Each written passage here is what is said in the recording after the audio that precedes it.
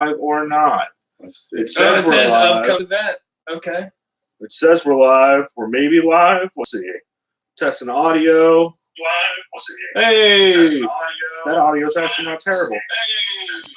All right. Now that we got rid of that echo, we will start. Okay, we can definitely kill that. We will start this bitch off. Damn it. Does anybody have a lighter? Or a bottle? Here, I got it. Fuck, that's what I forgot to bring is my weed. Actually, you know what? No, I don't want to be high. I was high for our last podcast, and sometimes you really go, interesting. You know, because then, like, I wouldn't be, like, I'd be trying to pay attention, but you'd be trailing off the way your brain would be. And then, like, the later, on track. And then in the latter half of the episode when I'm not high anymore, I'm like, oh, yeah, so I know I was really high an hour ago, but I'm back. I got you. You delved into a space a little deep, a little off the beat. All right. I think we are ready. You guys ready to kick this shit off? Oh, I wonder if this is actually going to open. I wonder how. I have this primed and ready to go, too. There, let me see. Boom! And we are live. What up, everybody? It is episode 100 of the Sound of Violence podcast. If you guys don't know, normally we are an MMA podcast that talks about the MMA podcast you should catch, skip, and can't miss, as well as we try and talk about some new shows. And for our 100th episode, we're probably doing some video. Apologies, you gotta see this ugly mug and shit. So I'm Pulver. I'm here with my co-host, Chris Madaffer. What up, dude? It's interesting looking ourselves. Yeah, the podcast. I'm gonna have to get rid of that because I don't have to see my dumbass face. We also have Trevor in the building. What up, dude? What up, brothers? Glad to be here. Yeah, you're here, man. This is cool. For sure. For a crazy ass week in MMA, it has been fucked up like 4 days or so. Ever since Sunday, I think is when the John Jones news broke. Been turned upside down, man. It's crazy. Cool. Well, before we get into format, why don't we start off with the Papa Vodka presents. Shout out to the shark. Doug Stanhope presents. Totally real, super not fake sponsor. So I got a bottle of Fremont's Dark Star. It's the barrel age release. Is that like a wax strip? That's pretty fucking It is. cool. Oh yeah. It's they wax the shit out of it. So I'm gonna go ahead here. I'll pour this on fucking camera so you can actually see it. Yeah, it's dark. So if I remember right, it is Imperial Oatmeal Stout aged in coffee or with coffee and aged in bourbon barrels. So this shit should be fire. Here, who wants someone? All right. So speaking of that same beer, here's that exact beer. Yeah, Chris actually has the non-barrel aged. Yeah, the non-barrel aged one too. Yeah. Here's the regular one. Let me go ahead and try this. That's like drinking a scotch or some shit. That's pretty intense. Very good though. Right. Reminds me of Speedway Stout. Shouts out to L. Smith. That's a real chocolatey porter. It's good or stout. Oh yeah. So here's your own glass. Thank you, sir. Oof, man, the nose on the bourbon or was it bourbon barrels or? Oh yeah, coffee. It has coffee added and then it's bourbon barrel aged. Shouts out to Star Trek. Jeez, that's a big old beer. Way different. That's the same beer you said, right? Just not. Without the barrel. Wow, man. Yeah. Ooh, that put a ton of like smoke and flavor on that. Yeah, like a lot of sweetness, a lot of like vanilla characters. That's really good. Yeah, I don't even want to drink this one anymore. I know, right? I figured we'd have both that way you could see the difference, but cool. We will go ahead and get into format. Like I said earlier, we are a podcast that talks about the MMA podcast you guys should check out. It's been a weird week for podcasts since just about everybody's been on vacation from what I've seen. Like a lot of pre-taped episodes, a lot of like, aside from Joe Rogan and Jeff Nowitzki, not a ton of coverage since the news broke on Sunday. Yeah, evidently, speaking of vacations, a lot of USADA and the experts were on vacation due to Christmas, right? As well, along with the Nevada State Athletic Commission, a lot of people. Yeah, they all have to be on vacation. That's very convenient fact. Yeah. For sure. Well, cool. Why don't we go ahead and start this off? So Chris and I are going to do our normal catch, skip, and can't miss. And then we're going to have Trevor jump in and just kind of give his take on stuff along the way. So, Chris, why don't you start us off with the MMA podcast you recommend people catch this week? So, for me, this whole week, I didn't write too many thorough notes, to be honest. Understandable. Also, probably good because you'd be reading them on air like I would. I'll just say this. I'll just go from recollection. as far as what I didn't watch Jerry. I'll say it right now. Oh, the Nowitzki one that was I know. on yesterday. I'm We're sure- recording this Friday. Yeah, and I'm sure you did. As far as what I did, I can recall listening to. I listened to the A-Side live chat from MMA Fighting. Super with good. Mark Raimondi. That was very good. That's actually one of my catches as well. This is probably why I should have written. Here, notes. I'll actually. We Yeah. can talk about that A-Side live chat because it was really interesting. Of course, hosted by Sean Al-Shadi and Mark Raimondi. They recorded it, I believe, on Monday. I want to say It was Monday. Yeah. Monday or Tuesday. One of those. I think. Oh no! You know what? It was Wednesday. What am I talking about? Oh, then I'm wrong too. Because I had Monday and Tuesday off work, and I watched it at work. Or I did not watch it at work. Not a thing I did. So they basically started out talking about the John Jones incident, him getting popped, how ridiculous that whole situation was, and just how it's a clusterfuck. Mark broke down the series of events, and he talks about how the UFC is. They both talked about how the UFC is essentially fucking over all the fans just to make money. Oh, I mean, in general, say I bought a ticket. You're going to Vegas. I don't know how much hotel. And well, when I went to Vegas, Don't forget the resort fees because those motherfuckers. So when I went to Vegas for nickel and dime you. $226, I can't really remember how much the hotel was, but I split it with my brother, and his now crazy ex-girlfriend. I'll just say it on there. I don't give a fuck. Shouts out to the crazy ex-girlfriend. Hopefully she doesn't watch this. She doesn't. No. She's crazy. She doesn't know how to work the internet. Yeah. But I remember the hotel. We were at like I can't even remember the Rio. Yeah, the Rio. Anyways, but yeah, as far as like if I bought those tickets, I think the tickets I bought were like 180 each, including like taxes. I bought 3 of them. So yeah, if you told me all of a sudden last minute, oh fuck you, now we're moving this shit to LA. It's gonna take what 7 to 10 days for them to refund your stuff. Yep. So So after tell me, the card so- is over. Okay, so say I spent as a gift, and I say I don't have those funds saved up. Yep. How am I gonna have the opportunity to now buy tickets to LA? And now what sucks? I mean, it's Dana made the prices as low as they did just so they could sell out. So I remember I was looking on Reddit. This guy said, I have fucking seats on the floor for $230. That would never happen. Isn't that insane? Like, Right. There's dude, a bunch of floor very seats. happy people Yes. and very angry And people very angry people. simultaneously. So like, And to be honest, though, you got to honor the original people that It's were so trying fucked. to come to the event. You got to find some way to They like. kind of just told them to go fuck themselves, which is why I know, man, but you got to make amends. It's fucked up. they don't give a shit, dog. They're about making money. They have You're right, to. you're right. All they have to do is make sure they clear 200,000 pay-per-view buys, and that covers the $6 million they lost in spending the money to move the card. Gotcha. And So- that's what they're banking on. is They're that banking on this- John this Jones adds big- that amount. Yeah. And they're like, yo, if you're a fan, eat a dick, like for sure. By the way, if you had tickets to that, they stole money from you, so for sure stream that card, right?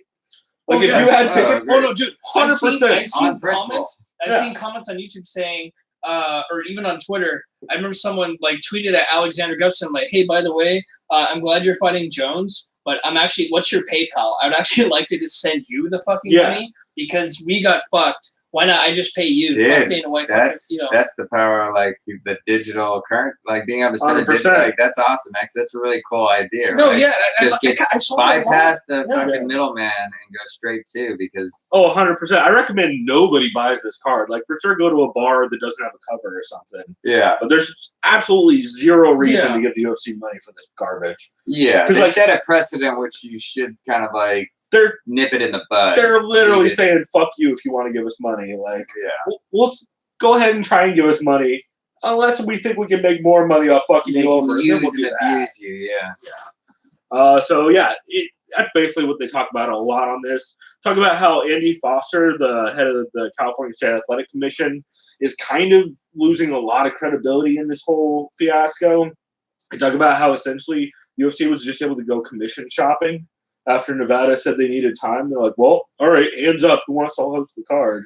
So realistically, I know since clearly Dana is buddy with I forget. So is Foster California or was he Nevada? He was Andy California. Foster is California. So say he wasn't buddy with him, right? Where would the next? Would it be fucking New York? no, because they can't. New be York that far. Commission Yeah. is too much of a clusterfuck Yeah. anyway. Where do you think they would have? They would have probably Canada. they would have probably dropped the the Jones fight, I would imagine. Yeah. Because they basically just decided, like, oh, by the way, Nevada State Athletic Commission, eat a dick if you don't want to do us a favor. Yeah. This dude over here is happy to, which is fucked up. But it's also interesting since the Nevada State Athletic Commission has hearings on now John Jones, Conor McGregor, and Khabib Nurmagomedov coming up in July. And now the UFC just fucked them basically out of a whole lot of money at the end of the year. I mean, I'll give it to the Nevada State Athletic Commission for kind of sticking to their guns. All they said, as far as initially saying Jones, no. Well, they didn't even say no. They just said no. We have to review it. Yeah, and no one's they just said town. we want to do the investigation now, but blah blah blah blah blah. Yeah. I get what you're saying though. Like they stuck to their principles, so you kind of know where they stand at all times. Whereas now it seems like the UFC has kind of shifted a little bit on this most recent endeavor. I don't know. That's an interesting choice of words. The recent endeavor, considering they moved the card to the home of Endeavor, Inglewood, which is LA adjacent. So it'll be interesting to see how that stuff plays out. But it was cool to hear Sean Al-Shadi and Mark Ramundi, two guys who are generally pretty pro UFC. They're not generally going out of their way to shit on those dudes. But it's interesting to hear them give their take on, like, yeah, the UFC's just fucking all of you over, and you probably should not be cool with that shit. So I'm curious to see how they sound going forward. And Mark keeps saying some misty shit also, like John Jones is the GOAT and like weird shit like that. We were like, all right, bro, I don't. He also said he really can't wait to see Israel Adesanya versus Anderson Silva. I mean, oh Jesus, bro, you just really like murders or? Yeah. Oh man. I'm not looking forward to that at all. I'm looking forward to that as much as anybody was looking forward to like BJ Penn. Chuck. Oh yeah, or like BJ Penn, fucking Ryan Hall this weekend. Yeah. Any BJ Penn in the last like 5 years. I mean, Jesus Christ. Yeah. Speaking of which, MMA depressed us with depressing. BJ Penn versus Frank Edgar 3. Yikes. Oh, the fucking tippy toes out there looking like an old Leonard Garcia. Oh, anyway, we'll keep on moving on. So my other catch for this week was MMA Junkie Radio 2,824. It's crazy how many fucking episodes they've had. When you do 5 days a week for like 15 years, shit adds up real quick. 5 a week? Like 4 or 5 a week, depending on the week. What is their length of podcast? It's like 2 hours. 2 hours? Yeah, live. Watch, I'll look it up right now, actually. If that's work, Spotify. man. Yeah, so go ahead and... this episode had Ali in studio, Ali Abdelaziz. So you know it's going to be fucking chaos. Ali basically just comes on and shits all over USADA. He shits on the UFC for saying... He also says, I would do the same thing if I was the UFC, but then also shits on the UFC. He just says a bunch of crazy shit.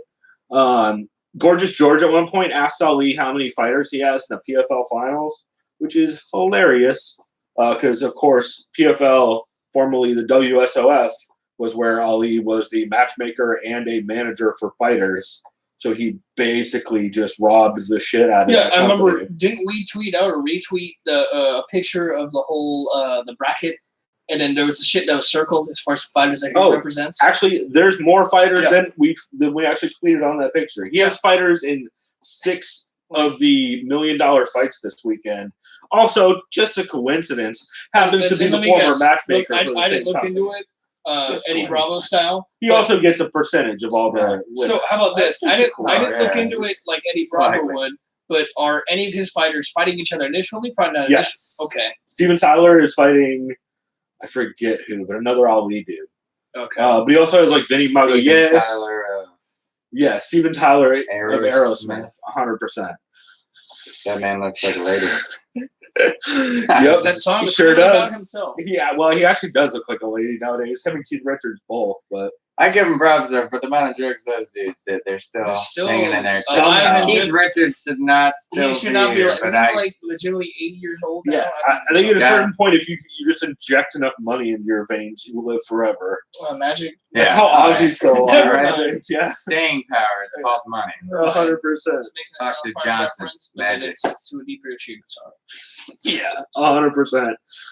Anyway, on that episode, Ali also talks a bunch about just random shit that he has coming up.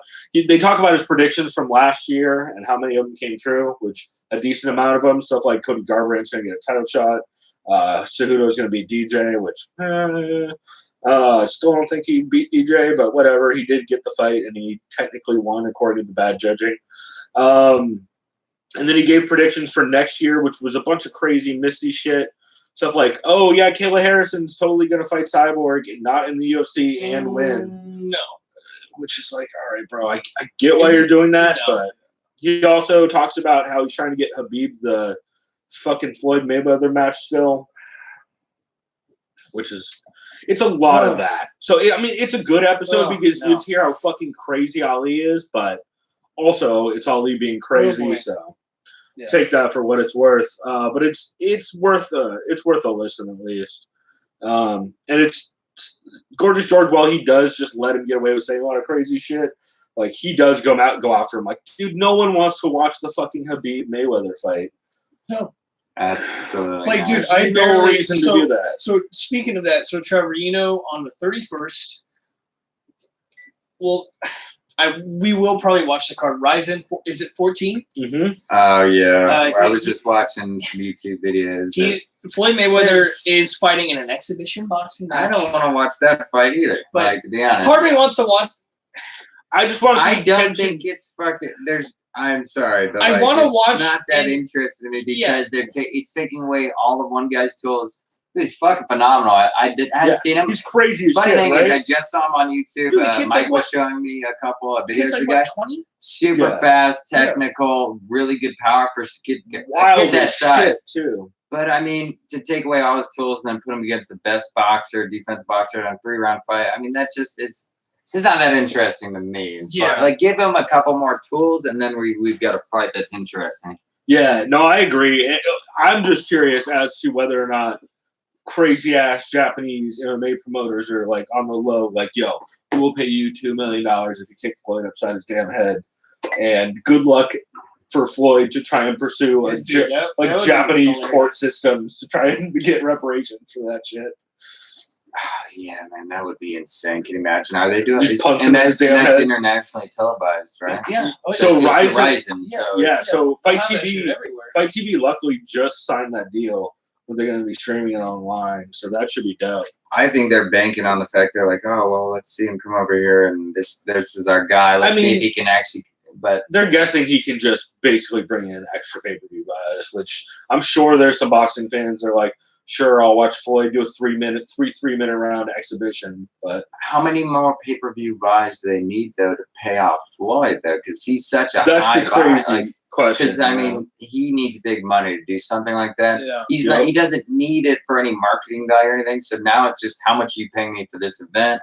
Yeah. So like I don't know. Like, for like 9 minutes of an exhibition, Floyd can't be making that much.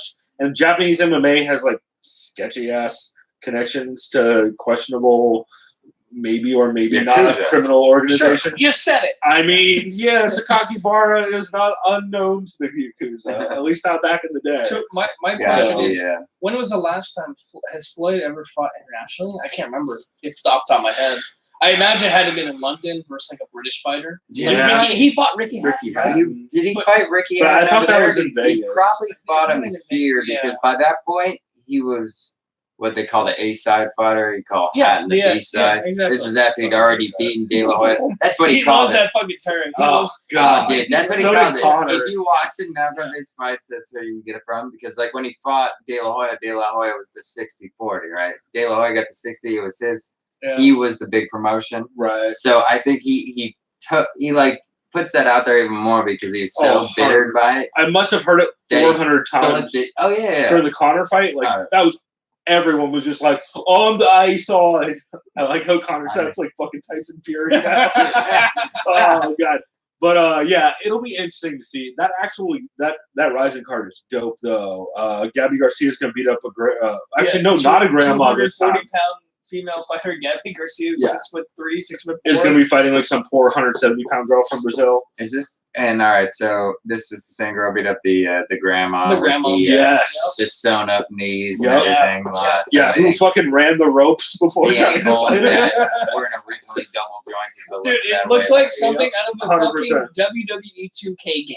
Like Oh. a creative fighter versus like the tiniest. It was an unfortunate thing. Oh, It's like God. watching.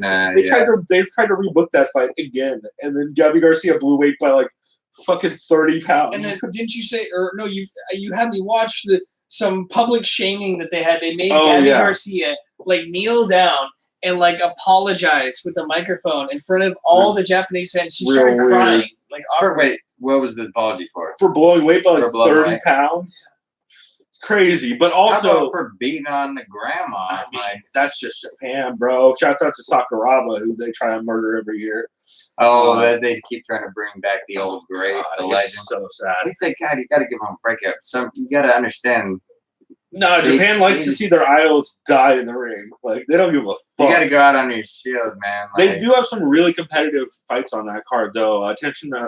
Kyoji Horiguchi is fighting Darian Caldwell. Yep, that's gonna be He's fucking coming over badass. from Bellator. champion Darren Cole, who trains here in San Diego in Alliance. Yup. First one's gotta plug the Alliance. Shout outs. Of course. Who else There's a is couple fighting? good fights on that card. Uka Sasaki is fighting. I forget. Manel Cape. Yes. And then Rina is fighting. I want to say maybe Kana Sakura is on that card also. We talked about it last week, so if you guys want more info on that, you can check that out. But that should be a fun card for sure. But yeah, it's been a weird week in podcasts. Did you have a skip or anything? So I went back and actually listened to the Ariel Helwani show for the first time in a long time. Oh, that was probably a mistake. I was thinking, wait, I didn't really hear what Dominic Cruz had to say. This is a non. Oh, right. So was this the best of show we put out? No, this was before that. The week before? Yeah, so technically this should have been what we would have talked about just, I guess, on Monday. Well, I asked because he also had Dom Cruz in the best of show. So. Fuck. Well, it was the one where where Dominic Cruz was describing his injuries. So I don't know if you heard Dominic Cruz got hurt again. Ooh, that sucks. So He was supposed to fight career. John Lineker in March. Something like Well, that. technically it's supposed to be January at 2/32. This is supposed to be try to like a build back up. And Yeah, like get a tune-up fight. Yeah. And I'll say now, I think Dom would have won that fight just based on grappling. Maybe if he was healthy if he was healthy going into it. So what happened? He's talking about he threw just a regular, just straight. He's like, okay. So imagine, when you're going up a roller coaster, you hear the clicking of the tracks, like Yeah, you heard that. he heard that Dude, in his shoulder, like click, click, click. That's Carol ligaments connected. And then he said his fucking fist went numb. Yeah. Like, and he's like, "Oops, oh no." So It's funny. He said basically he had to get MRI. He basically tore. He said it's basically like the way an ACL injury is for your knee, but for your shoulder. Like 75% of his main tendon is off the fucking bone. Yeah, Like they're gonna something have to screw it in. And all that. And I He know broke his whole shit. the reason why it was cringy as fuck is Broke his because, shit right off and I'll the say phone. this, like, Dominic was just giving props to Ariel, like, oh, when you went through your bullshit when you got banned and all that, like, it's kind of like Right. we're intertwined. And I understand where he's coming from. I don't disagree with that. Yeah. But it was just a little kind of cornball-y kind of thing. And I love Dominic Cruz, and he brought up some valid points. The dude is so fucking insightful and very articulate. Yeah, 100%. As far as how he brings himself, as far as just how he speaks. And, I mean, if I were to say, I kind of want him to retire just because he's already proven what he's done. Yeah, but that dude, he's I don't know. I'm kind of on the fence about that. I think he's 33. He's really young.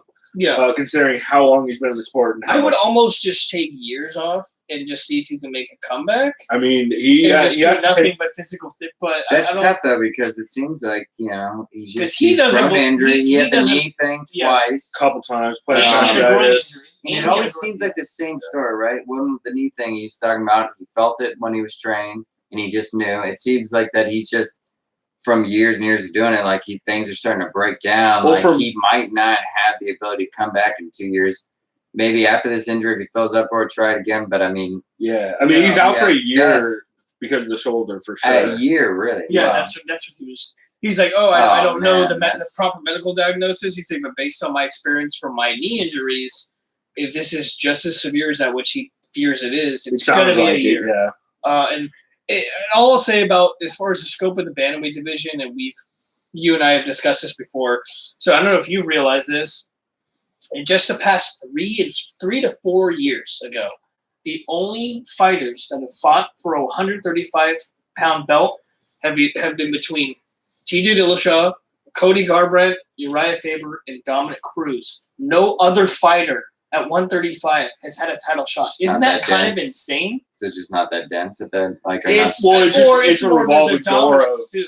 Because the two most dominant champions have been TJ and Dom in the past 3 to 4 years. And it's kind of Uriah just keeps getting beat up by all of them. Yeah. Well, by Dom. I like Uriah. And Hennebrow was a champion. I mean, he was legit. You know, he hadn't lost in a long time. 100%. He was dominating. Yeah, he was a force. Hennebrow was a badass motherfucker. But yeah, either way. And then Cody Garbrandt has a moment against Dom, and then got kind of starched. One of the best performances of all time. It's still kind of almost. I don't want to call it an anomaly because it's not. It was a very good performance. It's a style matchup. I think Cody might take that every time they do that fight. Yeah, just like I saw a rumor that they wanted to do Cody versus who was it? I just saw it. I'm like, that's not a good match for Cody.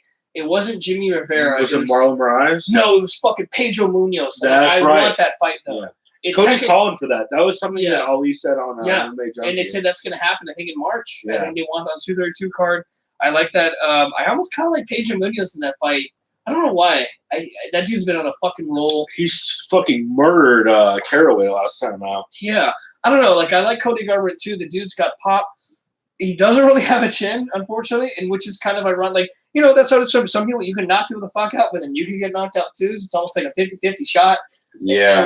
That's how it is for some people too. They talk about that when they say people have chin. I mean, that's because it's kind of just gifted to you. Not everybody has it. Yeah. And then also some people, they beat it out of themselves with too many gym wars. Like, it sounds like... Also, there's probably a better way to phrase that.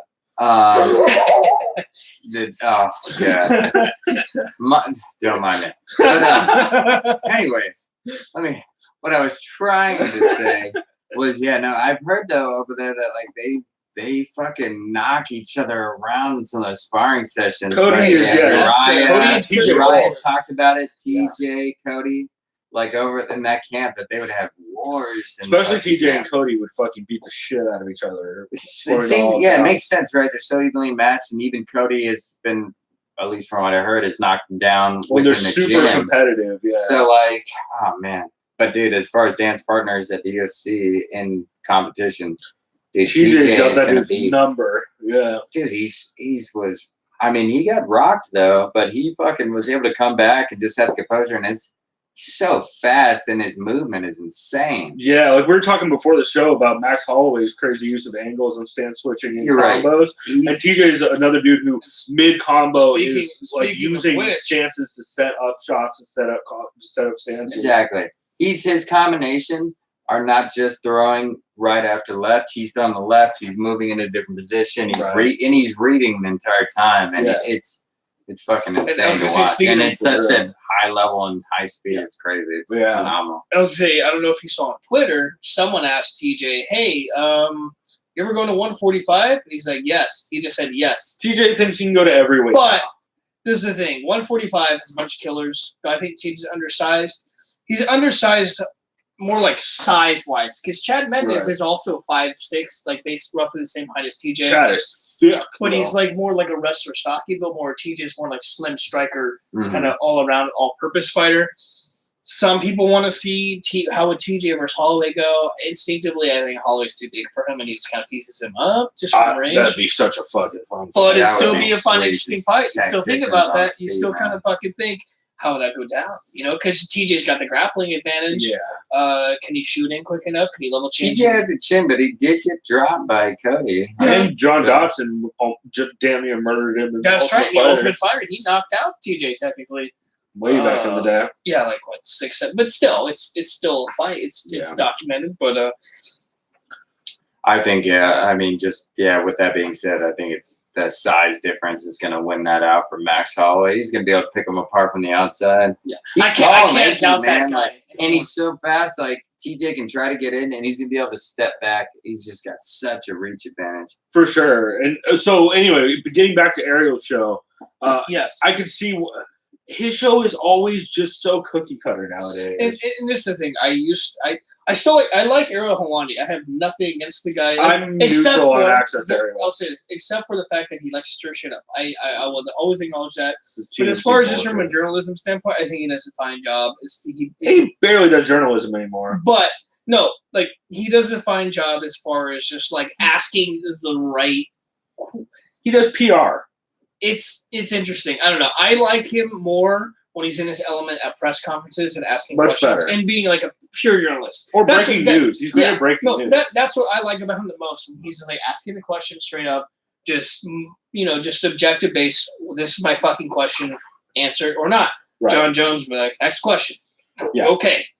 Sure. Within your Don't know right. why you don't want to answer the question, but that's your right. So Yeah. but yeah. No, that's how I like Definitely Ariel the don't most, just shit on the reporter and tell them you're a girl, sit but- down. Yeah, shouts out to But- the reporter who looked like Mackenzie Dern. Yeah. allegedly. it's I from- remember someone posted a picture of this reporter who asked just a valid question to John Jones. She looked pretty much exactly like Mackenzie Dern. It's kind of weird. She's from Actually- Sweden. Yeah. I forget her name. But yeah, she phrased it a little weird, but English is also her second language. So My favorite part was she said, "Hey Dana, why is this guy here?" yeah, like John you Jones. popped 3 times. Why are we here doing Why this are we again? here? Yeah. It's real good. that was good. But yeah, See, I can that's see- basically my skip. I like Ariel more when he's like in his journalism scene instead of his show. Yeah, That's the part I like about the most. But anyway, the Dominic Cruz interview was good. It was insightful. I wish the best for that dude. yeah. I mean, Dana calls him the most unlucky person he's ever known. But then he says, I consider myself the greatest bantamweight of all time because of my injuries and Right. because I've proven I can come back and win, which he has. So, I Right. mean, take that as you will. I could definitely see why that's a skip, though. So actually, that leads well into my skips for this week. My skip for this week is a whole fuckload of podcasts. Here, I'm just going to Rack list them them all Go off. ahead and do whatever. Yeah. Anakin Florian podcast, Ariel Helwani's MMA show, Best of 2018, obviously Fight Talk, episode 7, Submission Radio 232 preview show, Submission Radio. and You're Welcome, Who You Got. Because how y'all gonna record a pre-tape episode when it's John Jones Fight Week and not expect everything to go fucking poorly? So Like, you have to have were most of these episodes you listen to every before single one of them everything were pre-taped. They're released this week, but they were taped. Almost all of them were directly after their last episode last So week. completely irrelevant. Completely irrelevant. And That's fair. you've been in this sport for long enough to know you can't pre-tape an episode on a John Jones Fight Week. It never works out. So, yeah, that's why they're skipped for me. They were actually not bad. Obviously, Fight Talk episode 7 was really good. They did their best of 2018, gave some awards out for like Knockout of the Year, Fighter of the Year, that kind of stuff. Who's knockout of the year? I do remember. Probably Yair over Korean Zombie with that crazy backwards elbow. Did you see that fight? Okay, yeah. I think that's available now. He gets that crazy like I think you step in should- elbow. I think I saw that. It was the one. one where like We'll watch it Zombie- on the break. If Yeah, not, yeah. But but yeah, we'll Okay. react to it in a very fun way. I'm it's sure. it's ridiculous. But Yeah. So there was that. Submission Radio was good. They had Tommy Tohold, John Morgan, and somebody else on. I forget who. Oh, Sean Sheehan. It was a good episode, but again, mostly irrelevant now that John Jones popped. And like half of these mentioned, like, well, hopefully everything's okay with John. You're like, motherfucker, you have to have so much confidence to say that ahead of time on a pre-taped show. Dude, it's just like that question of why is it every time there's a fight with John Jones, something is Every running time. wrong? So Every for fucking sure, time. you need to either not do an episode or do an episode about how probably none of the things you're talking about are going to be relevant in 6 days. But I don't know. So those are my skips. Mostly they're my skips. Mostly just because none of them address the elephant in the room, and it comes off weird now. Speaking of skip, You see Dana White's interview on Undisputed with Shannon Sharp and Skip Bayless. The non-interview. And remember, I told you every time Shannon Sharp actually kind of knows what he's talking about compared to Skip.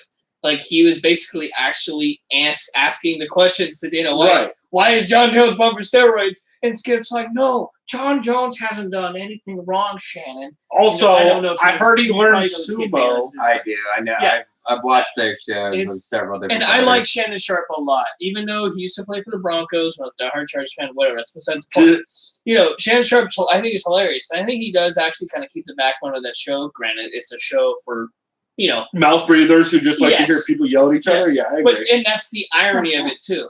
But in any sense, if you want to force yourself to drink, go ahead and watch the interview based on Dana's reactions and how red he gets. Yeah. Take a shot every time Dana gives a non-answer and or says basically the opposite of the truth, because it's every single sentence he does in that. But yeah, it's that fucking show. Anyway, so those are my skips for this week. My skips. So Chris, do you have a can't miss episode? Off the top of my head, I mean, for me, it's the Embeddeds, all of them. See, I haven't caught the Embeddeds, but I do know that they straight up lied to Gus's face on episode 3. I'll say this, I'll kind of recap the Embeddeds.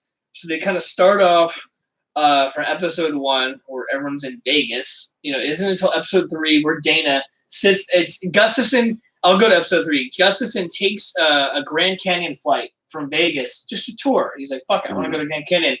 Once he lands back in Vegas, the UFC official, you could see whispering in his ear about the bad news, which should be bad news. Right. And it shows Dana basically saying, all right, so Gus, so after all the fucking experts fucking say, he's always saying like all these different F words because he's so not confident in what he's telling Gus, that John Jones is fine. The fight's still on. Do you want to take the fight, Gus?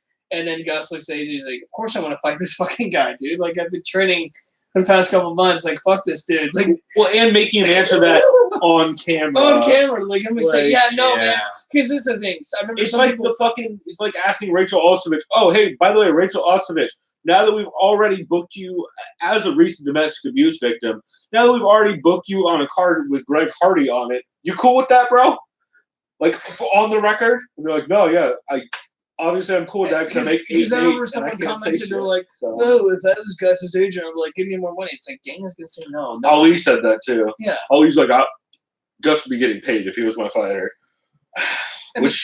So either way, as far as recapping that, every time Jones is on camera, you know how I feel about John Jones as a person. It's a fighter. It's fun to watch. Like, this is how it is. Right. As a fighter. Take that as you will, but. Yeah, the Embeddeds weren't bad.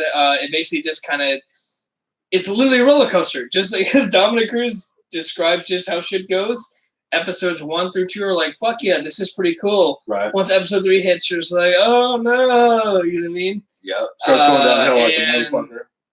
Yeah, and I just watched episode 5 today. It's just – I don't know. I can't – I mean, we'll talk about it. It's all just depressing. I don't want to be too biased, but yeah – yeah, I can't say any more about it, but we'll get into it when we get to picks. It's definitely worth watching for sure. Just watch all the Embeddeds. I think they're about like 8 minutes each. That's interesting. I remember I think I showed you a couple of them. Or no, I think I showed Blake. But either way. That's interesting. Yeah. Cool. Well, I'll jump into my can't miss. Mine is Dave Meltzer from the Wrestling Observer, who's well known in the kind of pro wrestling side of things, who also being in the pro wrestling side of things for fucking 20 years or whatever, knows a thing or two about PEDs. Also, it's not like the dude hasn't been to a gym before, looking all swole in his polos for like 20 years. That's right, Dave Meltzer, because I know I've listened to him on, I think he was an MMA Junkie with probably. He might have been on that. He might have, he's always on the Laps Fan podcast. I'll open that app. Yeah. But anyway, so Meltzer did a show. It's on the Let's Talk Wrestling YouTube channel, and I'm not sure if it's part of like his podcast or where it's from. But he essentially gets into the John Jones test, and he's just calling bullshit on everybody the whole time. He's like, "Listen, I'm tired of hearing people assume everybody in the audience is dumb, and they just don't know any of this fucking science." he talks about how a lot of people are microdosing Turinabol currently because during a weight cut, it'll help you retain some of the strength and size while still dropping water. I was going to say, I remember someone was commenting, this is all on the internet, of course, so there's no peer-reviewed science behind this from what I'm saying, but people on Reddit who have said, I've taken Turinabol before, they said it's basically for weight training, muscle gain. Right. You gain like your muscle and like your same mass if you microdose. So say you go like, so you can hold it while still dropping like water weight. Yeah. So in that sense, then if you're microdosing, then to those tests, it's going to show up at tiny levels, like even maybe at a metabolite level. So maybe like no matter what, you could be cheating, but like maybe it stays at metabolite level for 6 months, but you can still be microdosing the entire time. It's going to show the same. Well, because and you're always at that like it's going to move level. a little, right? So that's the argument. Is John Jones originally popped for somewhere between 20 and 80 picograms. Mm-hmm. So by the way, you guys, Trevor has a degree in chemical engineering, so no idea about any of this. But you know a picogram. You've heard that before this weekend, right? We know picogram. I know of the. None of us have heard of a picogram unit before today. Oh no, excuse me, as every uninformed. Pictogram. Yeah. And I remember somebody made a joke. How about what's an Instagram? How many Instagrams? Are Aaron picograms are still my favorites. Yeah. But so essentially, the first time back in 2017. When he had kicked Daniel Cormier into oblivion, into Bolivia, I should say. He tested positive for somewhere between 20 and 80 picograms. So they didn't test him for a year after that. Don't know why. Dave Meltzer's like, also, how did somebody pop? How do you not fucking test them for a year when they're still on your regimen? And that would be the time you should probably look into it. He then starts getting tested again in August. He tests clean for a couple tests. Then pops for I think it was 9 picograms, then doesn't pop, then pops again for 20. He popped for 60 at one point. So it's going up and down, and they're arguing it's a pulsing metabolite. So that sounds like fucking obscure bullshit. Yeah. But it would be nice to see some unrelated body talk about this in more detail, because you have to believe with so much money being put into sport like the Olympics and these big drug doping agencies. They can go in and they can track these metabolites over time in an athlete. Yeah, so maybe it is a true thing that you have residual metabolites from ever taking the drug that are residual in the body. But a fluctuating metabolite from that doesn't make sense, because if anything, it'd be degrading. Your body would be slowly sifting it out over time, or metabolizing it into other kind of degradation factors. It's not going to pulse up in the main metabolite. Right, it's not going to go back up. No, that would be indicative. Maybe like you're saying, like the microdosing. Right. Maybe what they're trying to say is, it just. I mean, there is a reasonable amount of error within the test. I think it's 20 to. I think it's 20 is the about average. They say 20 picograms. Yes. Flux. So maybe there's a little bit of error in the test, but if it's anything beyond that, if they're microdosing, it'd be interesting to see any studies where microdosing, so here's the thing. What is the metabolite levels in this given time. Here's the thing. Not approved for human consumption in any country. So there are no tests on it. There's been one study, and it was done by the guy from Icarus, because he dosed himself with it and measured the results. Yeah. It's the only test on record about it. Well, they literally are just going off that one test. And they're that's trying not to compare fair, because everybody's completely different the way they metabolize things, right? Well, exactly. And they're trying to compare it to other supplements. I believe Jeff Nowitzki said, not supplements, but other compounds. Jeff Nowitzki compared it to, I wish I could remember which one it was, but it's another chloride-based, or chlorine. Some salt version of exactly. Drugs. So it's a kind of an adjacent one, but since there's no studies on it, making that comparison is kind of just a shot in the dark. So maybe it's a gray area. So maybe they need to redefine some things, but they should definitely put a line in the sand where if you're above this level, and maybe they need to do some investigations on microdosing, because if that sounds like probably a little bit, right? Because if that's a way, because they're always looking for a way to skirt, right? No. There's always new drugs, and that's why they hold your fucking blood and your piss for five 5 years, or it's just your blood, right? They hold for 5 years sometimes. Right. For So the USADA. piss doesn't actually. Yeah. It won't hold any of that. Oh, Yeah, so they'll hold it for 5 years because they find out later when they come up with a new test, Right. a new drug. And then they that's go coming out. back and test everything. So- You're like, oh shit, everybody was dirty. I'll just say, if fucking Lance Armstrong, who is basically like a pro on blood doping and just like storing blood and cycling new blood, is calling out USADA. But he also hates Jeff Nowitzki Oh no, so fucking I know. bad. I'm not trying to say. Let's also put it like this: Voice of reason on that, but if it fucking smells funny, looks funny, it probably is. Yeah. Funny. It's a Well, little also, fucked up. Like, why and he- it's probably if they're making such a big fucking noise about it, and nobody can come out and just prove. Like they have so much money, they can't get a couple scientists. Like UFC hires some like different bodies to come out and You're talk right. about You're these absolutely metabolites. right. Yeah. You can't get somebody else to come Yeah. out and Someone- give statements. someone by now would Independent, have it contracted out. Well, and that's what completely USADA independent. is supposed to be, is independent, but like also the UFC does pay them Yeah, to then be that's- independent. Well, no, when you're contracted So- out, you are not independent. You have to Right. work in your. I'm your glad you client's brought up best that interest. point. That's bullshit. shouldn't like logically at this point UFC had some sort of other party, whether it's science, some sort of firm or research group, already gone out and just like said in favor, go in Jones' favor. You know what I mean? If they Yeah. were so confident in that would have happened by now. They would have had. It seems all fucking smoke and mirrors, man. It's fucking. For a company that has that much money, at this point, they should have had someone come out and say in favor of Jones's ruling. Like, oh no, it's totally fine. Well, and they have name It's drops because of they're pushing it scientists out to the and stuff side like because that. they're doing an Yeah. investigation because they don't know what the fuck they're talking about. Well, and that's They might come Yeah. back after this fight and decide that it is an actual positive test. I think right now they're doing all smoke and mirrors until they get the fight passed, Yeah. and they're just bullshitting because no, they're you're Vitor right, they have Belfort the and money. this thing. Yeah, So, what are the odds? Say Jones wins, that he Oh, tests that he positive? pops. Oh, well, 100%. 100%. If he wins. What if he loses? They probably say no because they kind of. Well, I don't think it matters. I I guess don't to think them. it matters at that point. Yeah. They won't. No. Yeah. No. If he loses, they won't say shit either way. Because then he just I don't lost. think so. Really? You know what? Because then if he this is the thing though. If he loses, I don't know how and in he the pocket pops, they can get USADA, If he, but I feel like it's more of a diversionary thing. They're just waiting off on it. I think the real result's going to come out regardless. Yeah. Because Eventually, science will catch up. To I it. think Just it's how gonna. long? Yeah, it's got to come out. I think right now it's just being fucking swept under the rug because they didn't want to lose out on their biggest fight at the end of the year. Yeah. Where they have Yeah. loans due.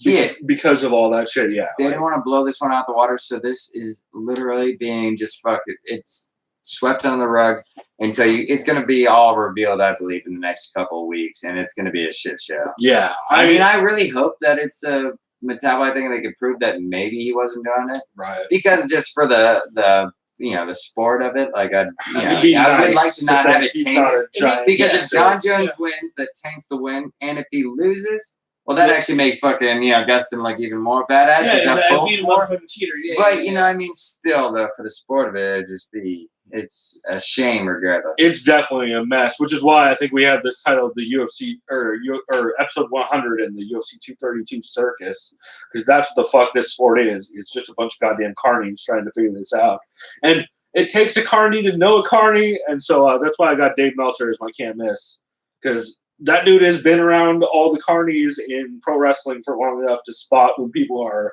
lying about drugs. So Yeah. but yeah, that's my can't miss. Did you listen to any new episodes or any new shows No, this like week, I said, Chris? unfortunately, I was a piece of shit, and that I was kind of more or less so intently focused on the science behind it, even though I'm not a fucking scientist at all. I Yeah. was trying Well, to and no research one on my really, own. even most of the scientists all agree, like, yeah, since there's no studies done on this, no one really knows. You Yeah, can't know. There I'll has just to be say this. hard I science didn't on give it, myself- and it has to be a big study Yeah. with multiple I people. didn't give myself enough time, unfortunately, to kind of really. I want to listen to this. I want to listen to this. They have to Right. say. So I'll be honest right now. I probably should have done that as far as how our format goes, but Oh, that's all I was kind good. of more It's been intent on this whole situation and kind of trying to be as objective as possible about it and hearing both sides. But right. when you kind of have certain people going together and just like there's different arguments bouncing off each other, and you have deflections from the UFC, but then you have other opinions from Nowitzki, and then you have the whole original Russian dudes argument, and I know. you have people on Reddit saying other things. So hey, I studied physiology of the body. Well, all and- that shit is like, yeah. I know rate of decay. All You know, theoretical. Yeah. you know, biologically. You're or a not. dickhead if you say you study physiology and then Yeah, you just yeah, make a yeah, statement like right? Yeah, no. that. Anybody in like I mean, pharmacokinetics some of guy- drugs know yeah. that you just really have to study It's all the person metabolite. dependent most of the time Yeah. too. So And you do a big blanket study and you Right. figure out kind of the general trend and you have a method for detecting Exactly. a reasonable level to say that Right. this person has taken it. right. If there's residual, like that's a study that has to be done. There's no like just saying, oh, this makes sense theoretically. Yeah. Oh shit. No, 100%. You can make an Yeah. idea, right? Like if the arm and it could be a great idea, but it might not actually pan out at all. Like you how might have you no think the scientific science. Yeah, backing, because like 60 picograms found in John Jones' body, and he's a fucking way larger person than me, could result differently and say I took the same Turinabol, allegedly, right? Right. If I took that shit, and it would definitely probably show up differently in my system. Or Well, and like they fucked over dudes like Frank Mir and Tom Lawler. Tom and all Lawler, that. yeah. So, Anyway, we'll keep on moving on. I did want to shout out. I did listen to a new show this week, The Trenches, episode 15 with Ant Walker. Of course, Ant Walker's from with Sherdog. not Slippin' Dip. I'm thinking He's of, been on Slip and Dip he has before been on with Slip and Kendrick and Matt. I'm thinking of Kendrick Lamar. But Ant Walker is great. He's formerly used to do a lot of radio with TJ DeSantis back when TJ was at Sherdog. And this is actually a podcast from Sherdog. Ant Walker is actually the guy at the press conference who asked whether Dana is going to be compensating any of the fighters for the fact they have to pay California state tax I loved now. his answer. At the And press Dana's like, conference. who's going to pay my taxes Yeah. for the mistake I caused everybody? Didn't I show you that too? So, Remember? I didn't see that. So but there was a that's reporter who's like, ridiculous so- statement to say it that way. It's really a fun. much more And he- eloquent and he- and proper yeah. way to approach that. He literally got so defensive. They're like, hey, so it goes from a 0% state income tax to 8. Dana, how are you going to compensate? And he's like, who's going to compensate me? yeah, And he gets all we're red. all Who's going losing to compensate me? We're all losing money. Yeah, we're all losing money. Even though I was the one that made He's so that decision. interesting in his like Yeah. getting so red Well, he's faced. so juiced. Like Yeah. he's on so much TRT. He's probably and on his head just Turinabol, turns too. bright red. Dude, the guy's growing biceps out of the side of his head. Oh, him and Joe Rogan both are in a race to see who can lose their but Joe next the Rogan most. at least is like At least he's honest is about it, too, mostly able to like maintain. Right. Like he's just calm. He doesn't live off of red meat and anger. Hey, like, it's that He's alpha not as brain. red in the face. Yeah. It's that alpha 100%. But yeah, Ant Walker's episode was really good. They basically he talks about what a shit show the press conference was and how they're just fucking over fans and how fans should basically. There's little reason to buy tickets to live events anymore unless it's in your own city. Because why go to Vegas? Yeah, Why support remember when I was stuff? telling you, hey, Well, they let's set a get fucking. precedent that you can get fucked over. Remember Like, something, hey, that shouldn't have happened. Yeah. They Yeah. shouldn't sacrifice that on. They should have had somebody else. I mean, really, the way they did it before was they brought in a new fighter who jumped in and. Or Amanda and Cyborg could absolutely headline this card. That's a huge fucking fight. Yeah. So, or Dave Meltzer mentioned they could have just done John Jones versus Gus in California and left the rest of the card in Nevada. Yeah, oh, that's a good. That's a Like, good idea and then they too. would have made two different dates. They would have probably made more money in the long run, and that's like a common thing in boxing and pro wrestling.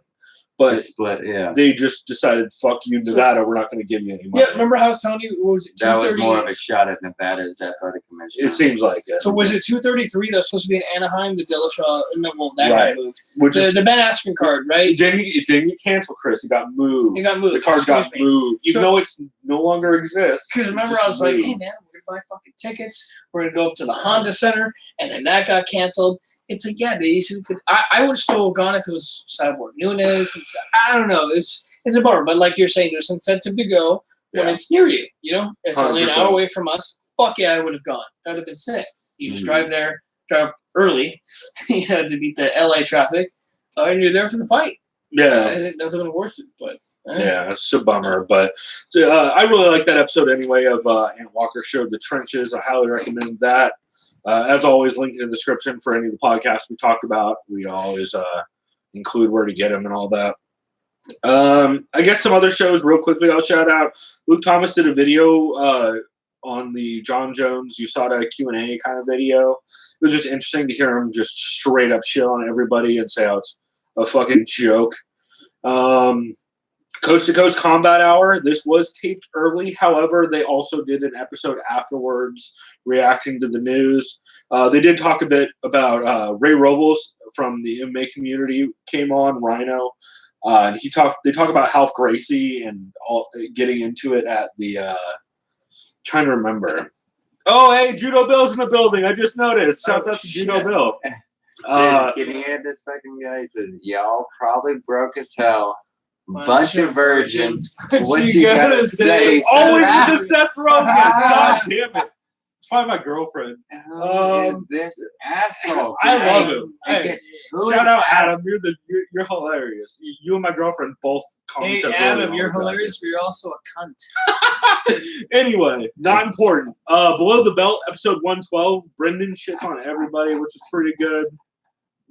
And then Care Don't Care for episode 2 for UFC 232 was pretty solid also. Hey, that's you. But those were the main ones I wanted to shout out for podcasts that were solid. Also, the Laps Fan podcast I played a little bit of it for you. Laps Fan did essentially a Christmas episode where they had all their pro wrestling characters reenact Home Alone.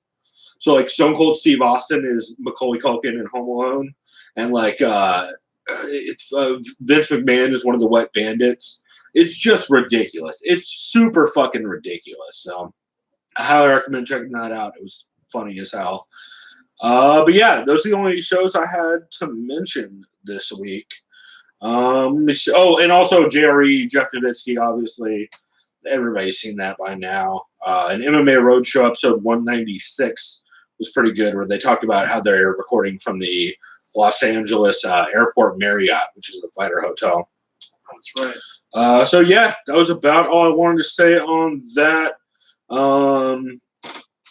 I am super glad that Fight TV did announce their Ryzen stream, which is dope.